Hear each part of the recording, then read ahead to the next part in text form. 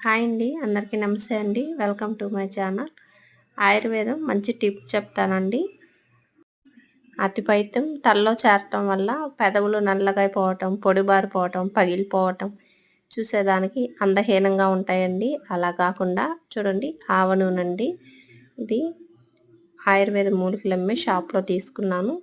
మీకు ఎక్కడైనా దొరుకుతుందండి ఆవ నూనె. ఇది ఒక్కటి తెచ్చుకుంటే ఈ ఆవ నూనె వల్ల మన పెదవులు అందంగా తయారు చేసుకోవచ్చండి. ప్రతిరోజు క్రమం తప్పకుండా 90 రోజుల నుంచి 100 రోజుల వరకు రాత్రి పనుకునే ముందు మీ నాభిలో 1 లేక 2 చుక్కలు ఈ ఆవ నూనె వేసుకొని చూడండి.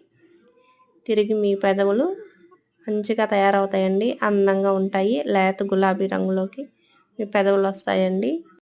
4 రోజులకే మీరే మార్పు చూస్తారండి. ఇటువంటి టిప్స్ ఇంకా ఎన్నో ఉన్నాయండి ఆయుర్వేదంలో. ముందు వీడియోస్‌లో తప్పకుండా చెప్తాను.